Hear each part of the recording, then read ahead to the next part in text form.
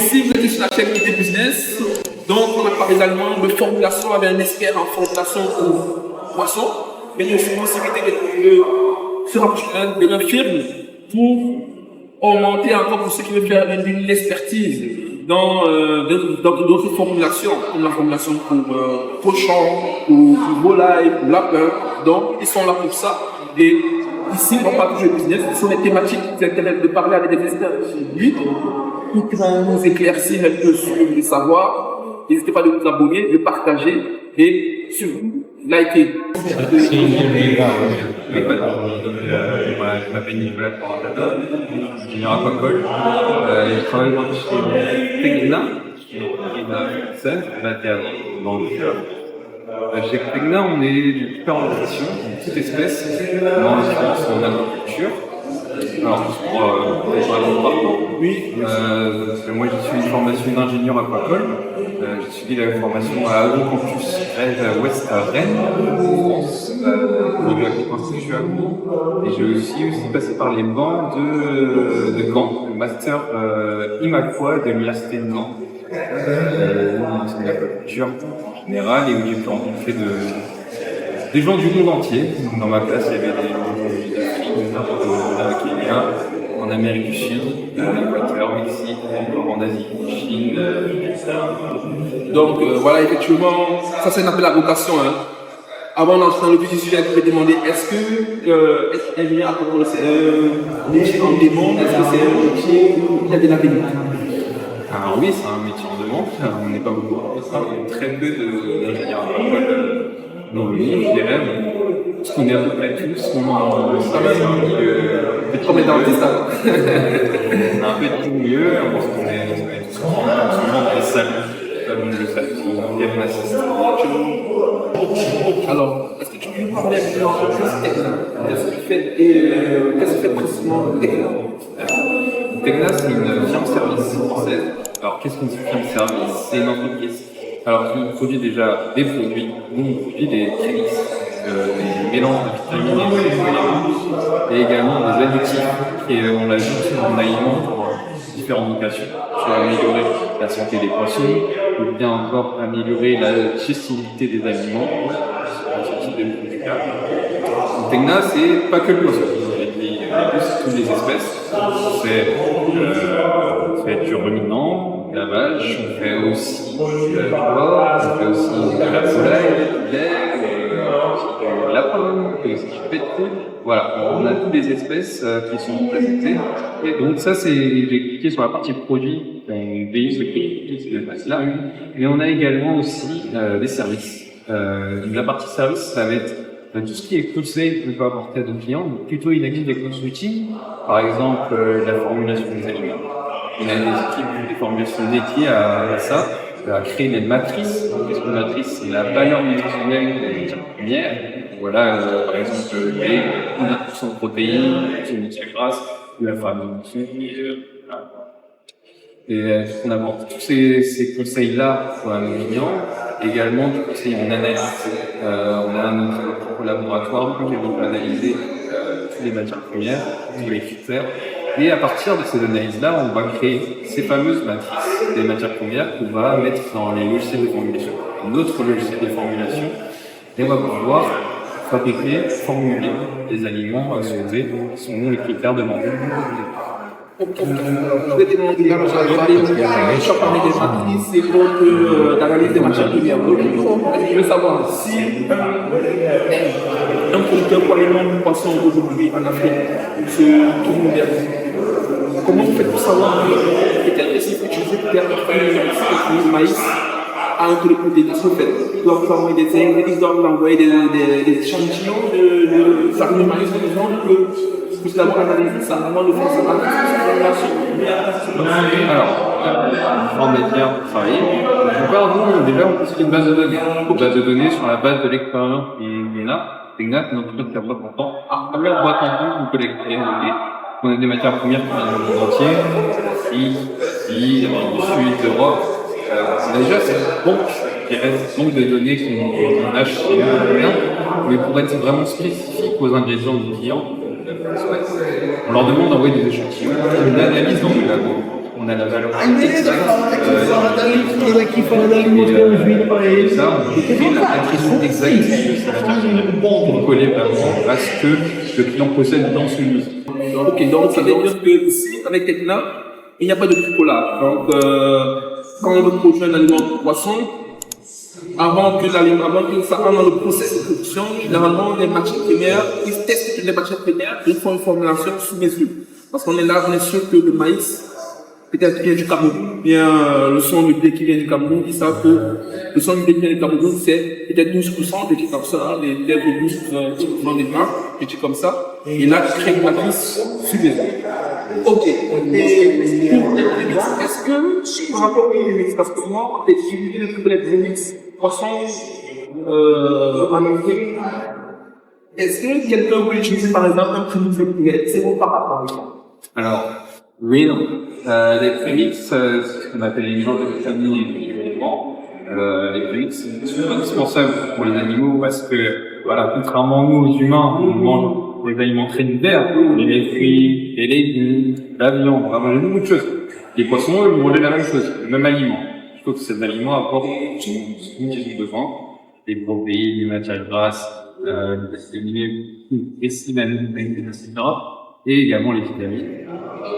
Le problème chez les poissons, c'est que on a besoin des vitamines un peu particulières, vraiment qui résistent au processus d'extrusion. Avec des aliments très intenses et des températures très élevées, des pressions très importantes. Donc, typiquement, dans les prémix aqua, on a de la vitamine C qui va permettre de traiter avec et qui va pouvoir équilibrer le poisson, il ne sera pas détruit. Donc, je dirais qu'il est possible tous les deux, mais ce n'est fortement pas recommandé. Si on vient chercher de la performance, il faut chercher un peu de aqua adapté. En ce qui concerne la fourniture, nous, chez Tecna, on fournit le monde entier. Et on a des filiales à travers le monde. Là, par exemple, des filiales au Maroc, au Cameroun, en Pologne, au Royaume-Uni, et au Nord. On est dedans, dans le...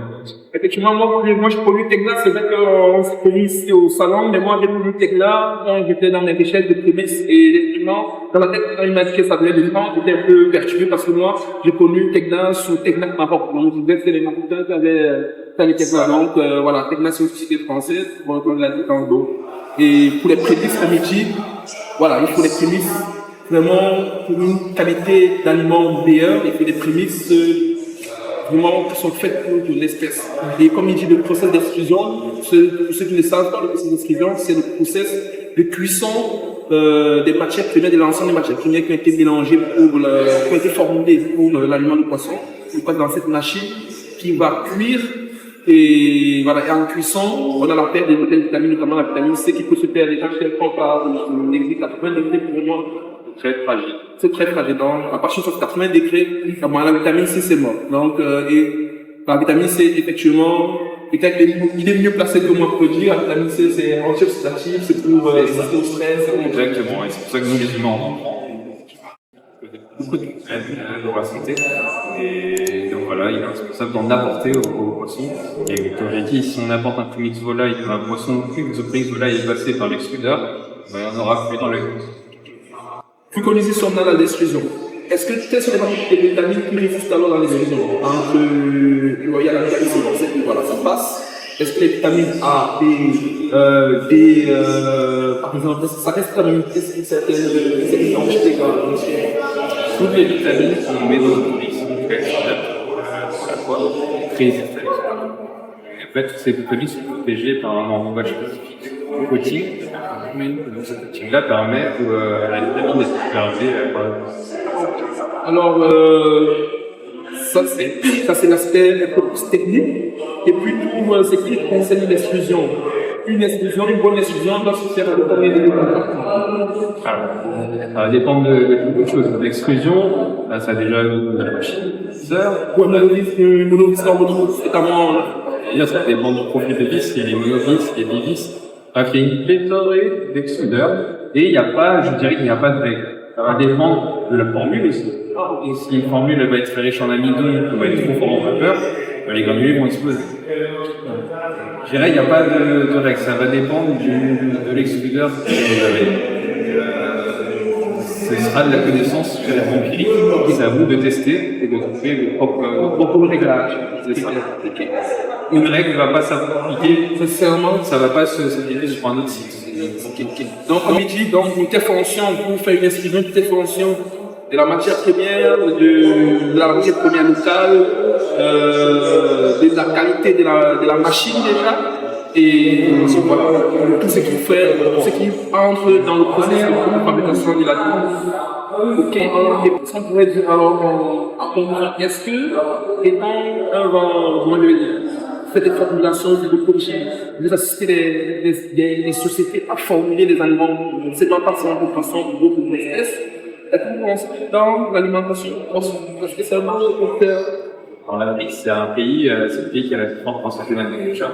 On est sur des chiffres à plus de 26% de production industrielle. Il y a un réel marché en Afrique. Il y a un réel projet déjà. Et bien sûr que les agriculteurs, aujourd'hui, le poisson, la pêche est limitée. Aujourd'hui, on pêche environ 90 millions de poissons dans la mer. On ne va pas empêcher. Si on pêche plus, on va miner la mer. Et ça va se stabiliser. Par contre, nous, la planète, elle continue de grandir. Enfin, les habitants, les humains, de plus en plus, on va être à 9 à 10 milliards. Il faudra les aider après les commerces qui veulent manger ces poissons. Ce sera pas forcément de la pêche qu'on va avoir, mais ce sera de l'agriculture. Je dis forcément l'agriculture. Et d'évoluer à grandir. C'est le cas. Là, les derniers rapports de la FAO en 2022 produit plus, les humains mangent plus de poissons aussi de l'agriculture. Donc, voilà. Donc, comme ici, dans cette chaîne, nous sommes une idée business, lancer une idée business ici.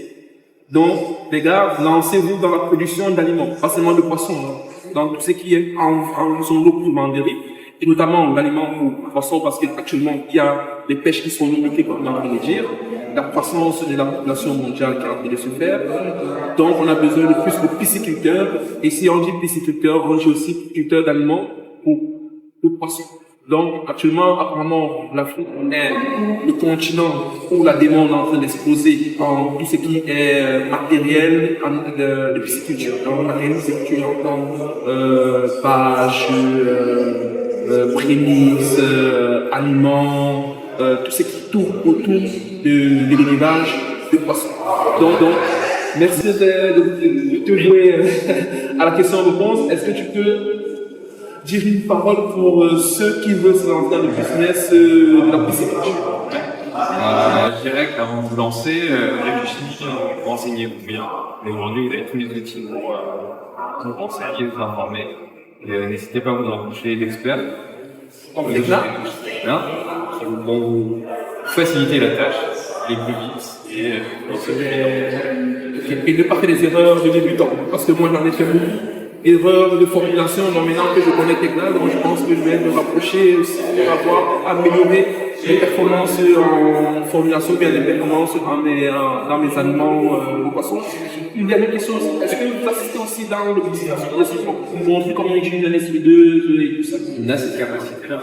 Donc, pour ceux qui ont des extrudeuses, qui ne savent pas monter, ne savent pas comment utiliser, on peut se rapprocher de Tecna qui pourra faire venir des experts pour leur montrer comment utiliser une extrudeuse, comment que je mets en fonction de la formulation et peut-être formuler aussi. Allez, merci beaucoup. Merci. C'était un plaisir. Et puis, de toute façon, on reste en contact parce que les charles de formulation, je ne vais pas me laisser l'approcher. Allez.